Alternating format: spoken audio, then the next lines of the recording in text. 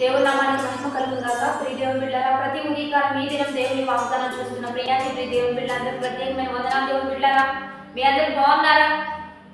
ప్రతిదినం దేవుని వాగ్దానం చూస్తూ దైవికంగా సిద్ధపడుతూ ఉన్నారా? మనందరం కూడా దేవుని యొక్క అత్యంతమైన కృపను బట్టి కాపాడబడుతూ రక్షించబడుతూ దీవెనకరంగా ముందుకు కొనసాగుతూ ఉన్నాం. ఈ దినం దేవుడు ఏ వాగ్దానం ఇస్తున్నాడు చూద్దాం. పరిశుద్ధ లేఖన గ్రంథంలో నుంచి కీర్తనలు 147 దావీదు కీర్తన 11వ వచనం చదువుకుందాం.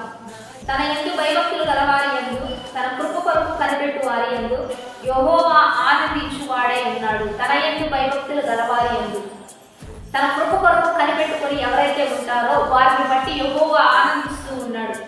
ఈరోజు దేవుని బిడ్డలారా, కృప గొప్పది, కృప విస్తారమైనది.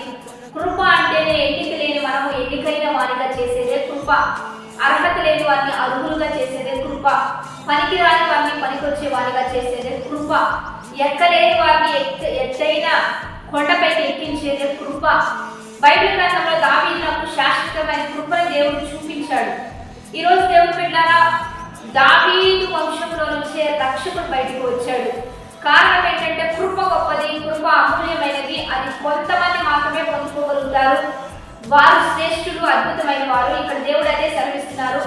ఎవరైతే నా యందు భయభక్తులు కలిగి ఉంటారో, ఎవరైతే నా కృప కొరకు ఎదురు చూస్తూ ఉంటారో వారిని బట్టి నేను సంతోషిస్తాను అంటున్నాడు.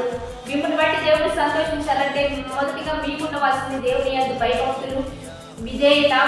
రెండోదిగా కృప కొరకు ఎదురు చూస్తూ ప్రతి దినము దేవా నీ కృప నాకు కావాలి, నీ సహాయం నాకు కావాలి, నీ కృప లేనిదే నేను బ్రతకలేనని చెప్పి దేవుని వైపు చూస్తూ ఉంటే మిమ్మల్ని బట్టి దేవుడికి ఎంతో సంతోషం, ఎంతో ఆనందం. బైబిల్ గ్రంథంలో దావీదు గొర్రెలు కాపరి, విలువ లేని పని, అర్హత లేని, ఎటువంటి రెస్పెక్ట్ లేని పని, కానీ అటువంటి వ్యక్తిని తీసుకొని వచ్చి రాజ్యం మధ్యలో నిలబెట్టి రాజ్యాధికారాన్ని ఇవ్వడానికి గల కారణం కృపే.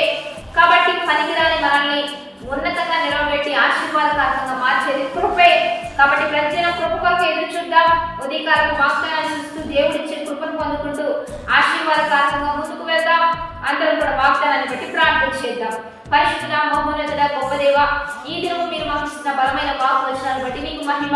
ఎంతమంది బిడ్డలు ఈ వాగ్దానం చూస్తున్నారు, ఈ వాక్ వచనాలు అన్ని బిడ్డల పట్ల రూఢీపరిచయ్యా. కృప కొరకు ఎంతమంది కనిపెట్టుకుని ఉంటున్నారో కృప విస్తరించయ్యా. కృప వెంబడి కృప, కృప వెంబడి కృప బిడ్డలు పొందుకున్నట్లుగా సహాయం చేయండి. వారికి అవసర అక్కర్లని తీర్చండి. ఎంతమంది నీకు భయభక్తులు కలిగి, నీ యందు భయభక్తులు కలిగి విశ్వాసంగా ముందుకు కొనసాగుతున్నారో నీ కృప వారి పట్ల విస్తరించి నీ నామాన్ని మహిమ తెచ్చుకొని బాడ్డేస్ మ్యారేజ్ చేసుకున్న వారికి దీవెన శుభములు దయచేయమని ప్రభువైన యేసుక్రీస్తు నామం పేరిట అడిగి వేడుకొని ప్రార్థిస్తూ ఉన్నాము గొప్ప తండ్రి, ఆమేన్. వాగ్దానం మీతోనే ఉంచుకోవద్దు. 10-20 మందికి షేర్, లైక్, కామెంట్ చేస్తూ దేవుని నామాన్ని మహిమ పరుద్దాం. దేవుని బిడ్డలారా, ప్రతి ఉదయకాలపు ఆరాధన జరుగుతూ ఉన్నాయి. మీరందరూ కలుసుకోండి. లైవ్ ద్వారా ఆ యొక్క ఆరాధన జరుగుతూ ఉన్నాయి. 4:30 నుంచి 5:30 వరకు జరుగుతున్నాయి. మీరందరూ కలుసుకోండి. మనందరూ కలిసి సంతోషంగా దేవుని నామాన్ని మహిమ పరుద్దాం. ఆమేన్.